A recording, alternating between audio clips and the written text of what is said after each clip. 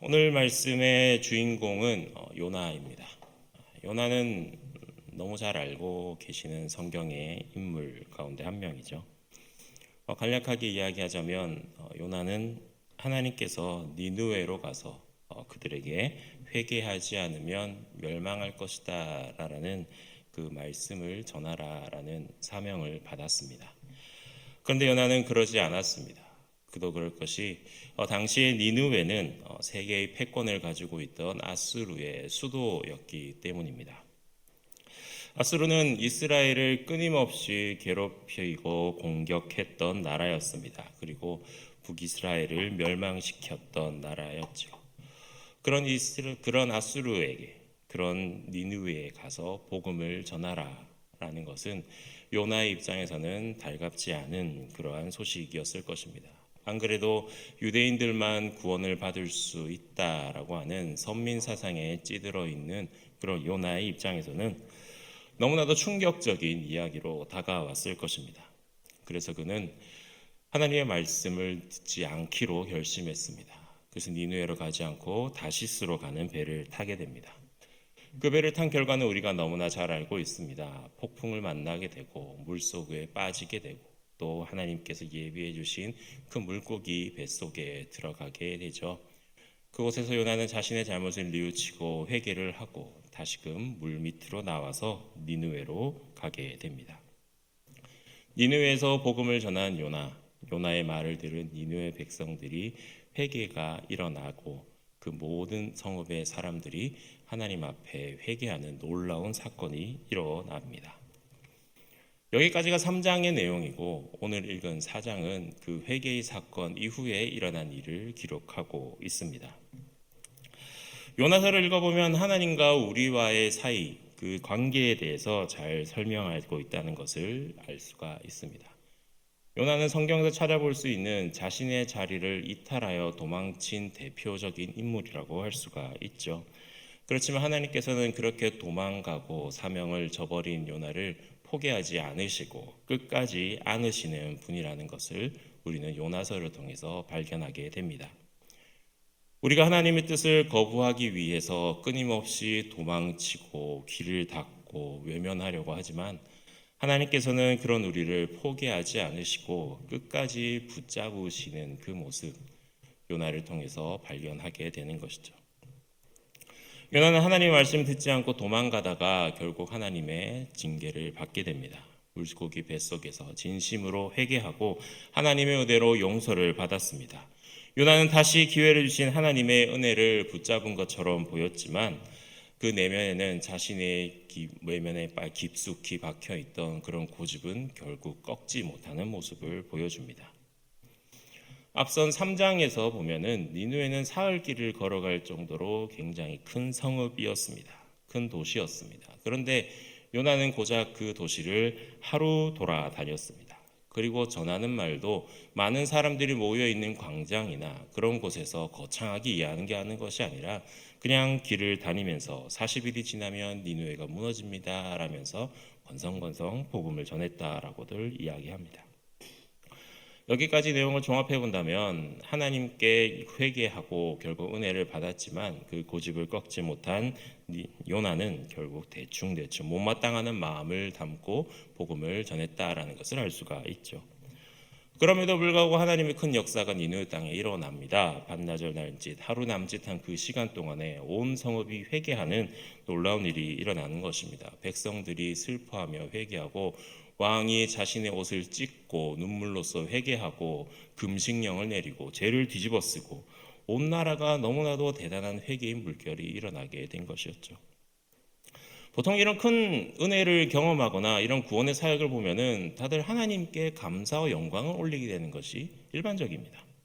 하나님의 큰 능력을 찬양하는 것, 하나님께 감사의 기도를 올려드리는 것, 그 이름을 높여드리는 것, 그것이 믿는 자들의 일반적인 반응인데 사장에서는 더 이전보다 더 악한 모습으로 돌아가 버린 요나를 발견하게 됩니다. 심지어는 1절에 이렇게 이야기하죠. 요나가 매우 싫어하고 성을 내며 라고 기록을 하고 있습니다. 왜 요나가 싫어하고 성을 내었을까요? 하나님께서 니느웨를 멸망시키지 않으셨기 때문입니다. 멸망시키지 않고 용서해 주셨기 때문에 싫어하고 화를 냈다라는 것이죠. 같은 상황에서 잃어버린 영혼들, 죄 지은 영혼들이 회개해서 하나님께로 다가온다면 하나님은 기뻐하시고 환영하시고 두 팔 벌려 안아주실 텐데, 하나님의 말씀을 대언하는 예언자, 선지자는 오히려 싫어하고 화를 내는 모습이었습니다. 그런데 재미있는 것은요, 하나님의 이런 사랑과 은혜를 이 사건 이전에 제일 가까이 경험했던 사람이 바로 요나라는 것입니다.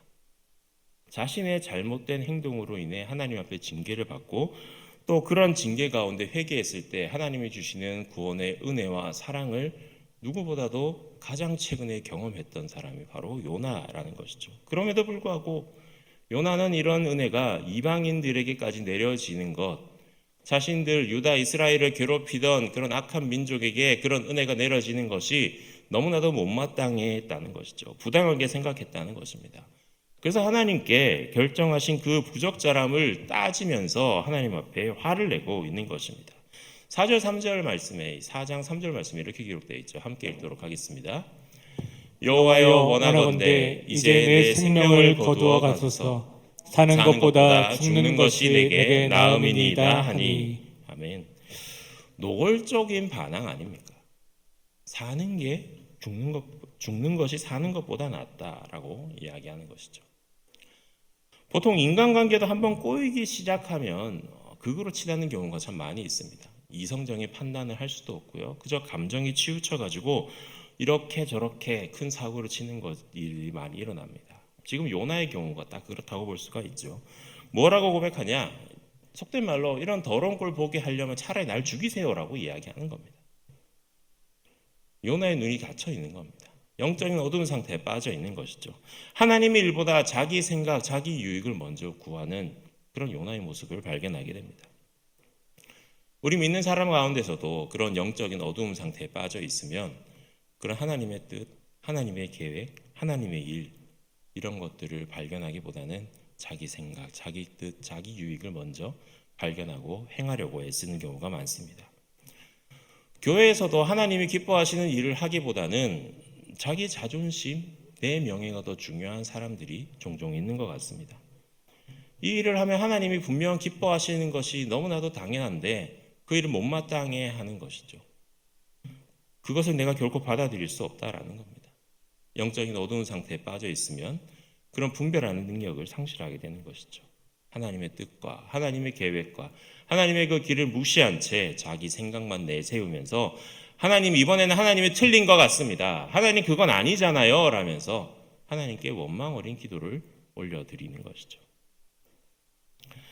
신앙생활하는 가운데 이런 상태에 빠지게 되면요, 교회 생활하는데도 참 어려움을 겪게 됩니다. 고집을 부리고 교회를 섬기게 되고 하나님의 관점이 아니라 자기의 관점대로 교회를 이끌어 나가려고 합니다.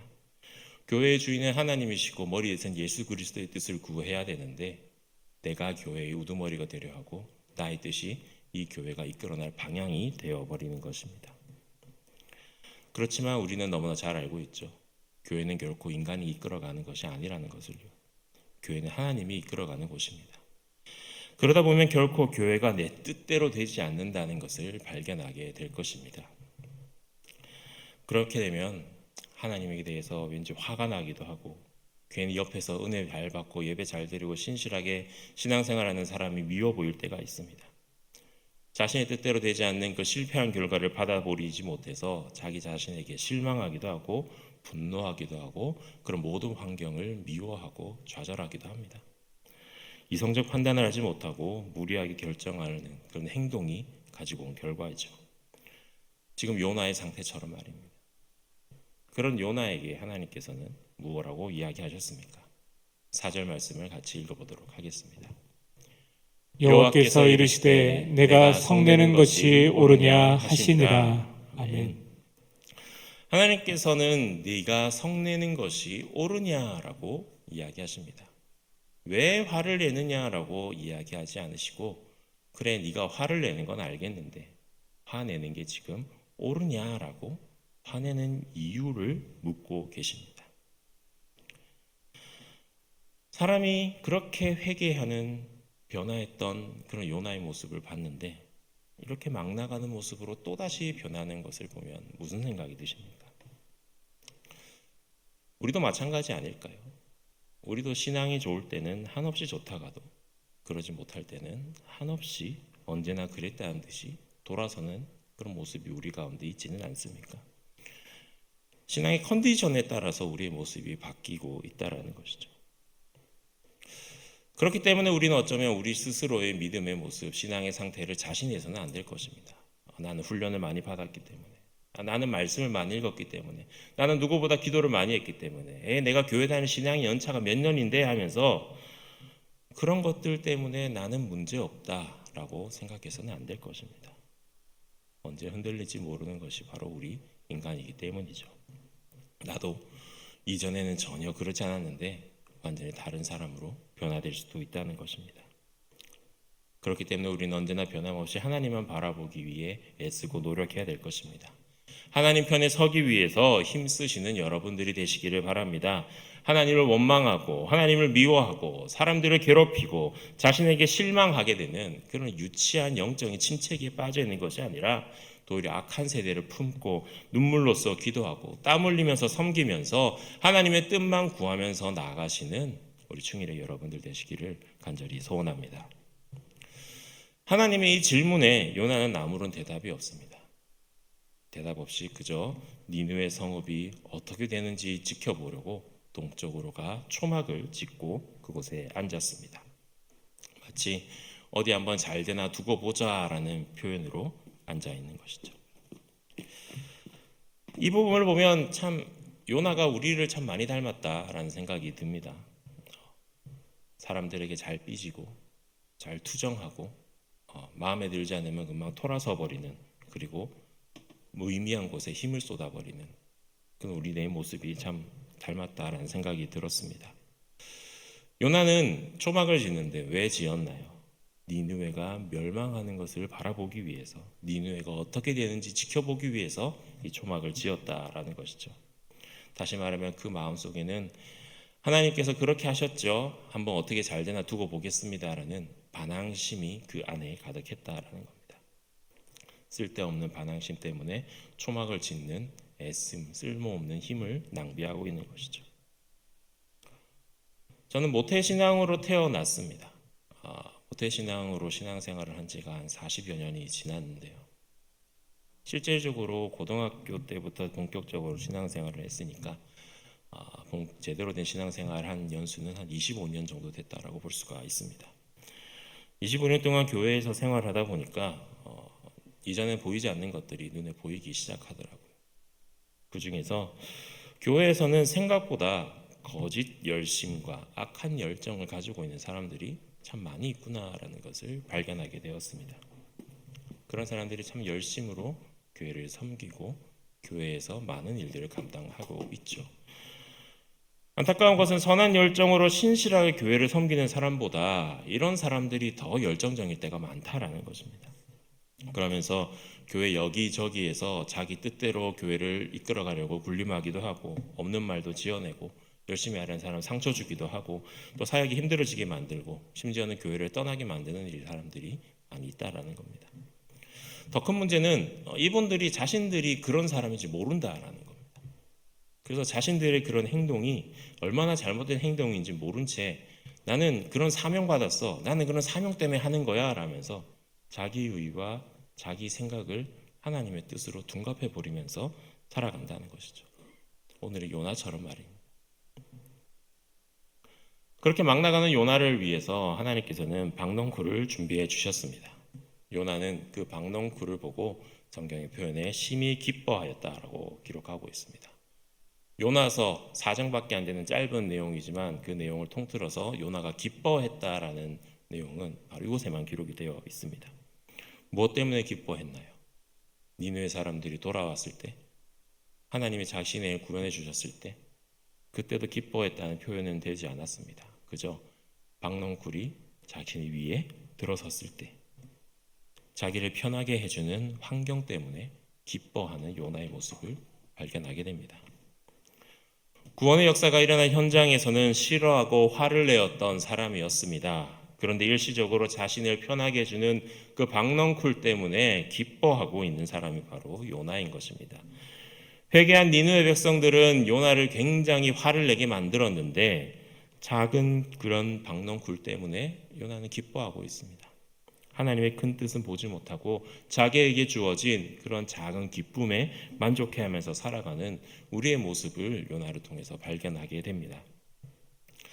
하나님의 백성이 참된 기쁨을 추구하지 않고 이렇게 일시적으로 주어진 작은 기쁨에만 만족해 한다면 어쩌면 우리 하나님은 우리에게 주었던 그 기쁨의 조건들을 다시금 거둬가실지도 모릅니다. 요나에게 벌레를 보내어 박넝쿨을 다 넘어뜨리게 했던 것처럼 말이죠. 벌레는 참 하찮은 존재입니다. 하나님께서 하찮은 존재를 보내셔서 요나가 기뻐했던 것, 애지중지했던 그것을 하루아침에 무너지게 만드셨습니다. 또 거기에 그치지 않으시고 또 뜨거운 동풍을 준비해 주셨죠. 뜨거운 동풍, 그것도 해가 머리에 쪼이는 때에 그 바람을 내어 보내주셨습니다. 그늘이 없죠. 뜨거운 바람이 불고 해는 머리 위에서 내려지고 있습니다. 그때 요나가 무엇라 말합니까? 8절 말씀을 함께 읽어보도록 하겠습니다. 8절입니다. 해가 뜰 때에 하나님이 뜨거운 동풍을 예비하셨고 해는 요나의 머리에 쪼임에 요나가 혼미하여 스스로 죽기를 구하여 이르되 사는 것보다 죽는 것이 내게 나으니이다 하니라. 아멘. 사는 것이 죽는 것보다 내가 더 낫겠습니다 라면서 하나님 앞에 하소연을 합니다. 완전히 절망에 빠져버린 그런 요나의 모습을 발견하는 것이죠. 조금만 편하면 기뻐하고 조금만 자기 뜻대로 안 되면 망언을 일삼는 그러한 모습을 보여줍니다. 그때 하나님께서는 이렇게 말씀하십니다. 네가 이 박농쿨로 말미암아 성내는 것이 어찌 옳으냐라고 말씀하시죠. 니느웨의 고온을 보고 성내었던 요나에게 하셨던 질문과 같은 맥락에서 볼 수가 있습니다. 왜 화를 내느냐라고 질문하지 않으시고 네가 화를 내는 것이 옳으냐라는 것이죠. 박넝쿨 때문에 화내는 것이 어떻게 화를 낼 이유냐, 그것이 맞느냐라고 우리에게 질문하고 계신 것입니다. 4절에서는 대답을 하셨던 요나가 이번에는 발끈하면서 이야기합니다. 내가 성내어 죽기까지 할지라도 옳으니이다 라고 이야기합니다. 내가 이 박넝쿨 없어진 것 때문에 화가 나서 죽는 게 옳습니다 라면서 이야기하는 거죠. 지금 요나는 박넝쿨을 통해서 교훈하시고자 하는 하나님의 뜻을 전혀 알지 못하였습니다. 하나님의 질문 의도는 전혀 관계없고 오직 자신의 처한 상황에만 관심이 있고 그것을 불만으로 내세우고 있는 것이죠. 요나는 결국 분별력을 상실한 모습을 우리에게 보여주고 있습니다. 분별력을 잃어버리게 되면은 하나님의 사명도 하나님의 뜻도 다 눈에 보이지 않고 자기 생각, 자기 위치만 찾아보게 되는 것이죠. 자기가 느끼는 기분과 감정만을 생각하게 됩니다. 그렇기 때문에 사명도 버리게 되고 사역의 자리도 버리게 되고 오직 나를 위해서 땀 흘리는 사람이 되어 버리는 것이죠. 그런 요나에게 하나님께서는 마지막으로 설명을 하십니다. 10절과 11절 말씀을 함께 읽어보도록 하겠습니다. 여호와께서 이르시되 내가 수고도 아니하였고 재배도 아니하였고 하룻밤에 났다가 하룻밤에 말라버린 이 박농쿨을 아꼈거든. 하물며 이 큰 성읍 니느웨에는 좌우를 분별하지 못하는 자가 12만 명이요 가축도 많이 있나니 내가 어찌 아끼지 아니하겠느냐 하시니라. 아멘. 하나님께서 요나에게 보내주신 박농쿨에 대해 두 가지로 이야기를 하십니다. 먼저 박농쿨의 소유권에 대해서 이야기를 하십니다. 네가 수고도 하지도 않고 재배도 하지 아니하였다라고 말씀하시죠. 그 말은 박농쿨을 만들고 자라게 하시고 요나에게 주신 분이 요나가 스스로 한 것이 아니라 바로 하나님께서 내려주셨다라는 겁니다. 너는 그것에게 생명도 주지 않고 자라게 하지도 않았기 때문에 너는 그것에 대해서 전혀 불평할 이유가 없다, 원망할 자격이 없다라고 이야기하시는 거죠. 그리고 두 번째로 하나님께서는 이 박농쿨의 가치에 대해서 이야기해 주십니다. 하룻밤에 났다가 하룻밤에 말라버린 이 박농쿨이라고 표현하는 것이죠. 하룻밤새 잠시 그늘을 만들어주고 사라졌던 그 박농쿨은 아무런 가치가 없다라는 것을 이야기해 주시는 것입니다. 하루살이와 같이 아무런 가치가 없는 존재, 그렇지만 그 가치 없는 것을 요나는 소중하게 아꼈다라고 이야기하는 것입니다. 아무런 가치 없는 것을 내가 단지 내게 조금이라도 도움이 되고 기쁨이 주었기 때문에 네가 목숨보다도 아끼는구나 라면서 요나를 책망하는 말씀을 하시는 거죠. 결국 분별력이 없어졌기 때문에 요나의 가치관마저도 혼란스럽고 흔들리고 말게 되었습니다. 이렇게 가치관이 왜곡이 되면요, 화를 내지 말아야 될 부분에 화를 내게 되고요, 기뻐하지 말아야 될 것에 기뻐하는 모순적인 모습을 보여줍니다. 사실 요나는 박농쿨이 자기 것이 아님을 고백할 수 있어야 됩니다. 주 욥처럼 주신 자도 여호와시고 가져가신 분도 여호와시다라고 고백할 수 있어야 했습니다. 잠시나마 자신께 주어진 그 박농쿨 때문에 잠시 그런 뜨거운 바람을 피했던 것에 기뻐하고 감사할 수 있었던 그런 요나의 모습을 보여줘야 했었습니다. 하지만 그는 박농쿨을 너무나도 아꼈습니다. 가치 없는 것에 너무 많은 자신의 애정을 부었던 것이죠. 박농쿨이 제공했던 안락한 삶을 너무 사랑했습니다. 그렇기 때문에 그 박농쿨이 하루아침에 사라졌을 때 자기가 부당한 대우를 받았다라고 착각하게 되는 것이죠. 그래서 화가 머리끝까지 나고 하나님께 반항적인 답변을 하게 된 것입니다. 하나님께서는 이 박농쿨은 네 소유도 아니었으며 또 그렇게 분노할 정도로 가치가 있는 존재가 아니라는 것을 요나에게 직접 말씀해 주셨습니다. 그럼에도 불구하고 네가 그것을 그렇게나 아꼈는데 과연 니느웨에 있는 12만 명이나 되는 사람들, 그 영혼들, 그리고 수많은 가축들, 그것들을 내가 어찌 아끼지 않겠느냐, 내가 그들을 구원의 길로 인도하는 것이 당연하지 않겠느냐라면서 오늘의 이야기를 맺고 있습니다. 요나서의 마지막에는 이런 하나님의 말씀에 요나의 답변이 기록되어 있지 않습니다. 내가 화가 나다가 죽어도 그것이 옳습니다라고 이야기했던 그런 반항적인 요나의 모습이 더 이상 기록되어 있지 않습니다. 요나의 침묵으로 오늘 이야기가 마무리되고 있죠. 침묵으로 마친 것은 하나님 앞에 더 이상 할 말이 없다라는 뜻이겠죠. 부끄러운 자기 고집을 꺾고 하나님의 뜻에 순종하면서 나아가기로 다짐했다라고 보는 것이 옳을 것입니다. 만약 그렇지 않았다면, 요나가 계속 반항적인 모습으로 나아갔다면 요나서의 기자가 과연 그것을 기록하지 않았을까요? 아니, 어쩌면 이 요나서 자체를 기록하지 않았을 수도 있지 않았을까요? 부끄러운 과거를 상세하게 기록으로 남기기보다는 더 좋은 예시, 더 좋은 이야기들을 남겼을 테니 말입니다. 하나님께서는 그런 요나를 반항하고 무엇이 옳은지 분별하지 못하고 영적인 어두움에 갇혀있던 요나를 결코 내버려 두지 않으시고 포기하지 않으셨습니다. 하나님께서 결국 요나와 논쟁하셨던 것은 그 논쟁을 통해서 하나님께서 요나를 다시금 이끌어내기 위한 하나님의 끈질긴 노력이었던 것이죠. 결국 요나는 하나님과의 논쟁을 통해서 무엇을 더 아끼는 것이 합당하냐라는 문제로 끝을 맺게 됩니다. 많은 그리스도인들이 이런 논쟁 가운데 살아가고 있습니다. 하나님의 뜻, 하나님의 계획, 그런 하나님의 비전, 하나님의 놀라운 사건들, 그것들이 너무나도 중요하고 너무나도 감사해야 하고 기뻐해야 될 것들인데 지금 나에게 처해 있는 상황들, 내가 가지고 있는 환경들, 내 뜻, 내 생각, 나의 욕심, 그런 것들에 가려서 올바른 판단을 하지 못하고 올바른 그런 분별력을 가지지 못한 때가 너무나도 많다라는 것이죠. 마치 박농쿨 때문에 올바른 판단을 하지 못하고 사명을 발견하지 못했던 그 요나처럼 나도 혹시 나에게 하나님의 뜻을 가리고 하나님의 계획과 하나님의 그 말씀을 분별하지 못하게 하는 그런 박농쿨과 같은 존재가 나에게 있는지 되돌아봐야 될 것입니다. 물론 하나님께서 나에게 주어주신 것, 그것을 아꼈다. 요나에게 하나님께서 하신 말씀 가운데 박농쿨을 아꼈다는 것에 대해서 책망하지는 않으셨습니다. 박농쿨 가운데서 그늘 가운데서 쉬어서 정말 편안했다라는 것을 책망하시지는 않으셨습니다.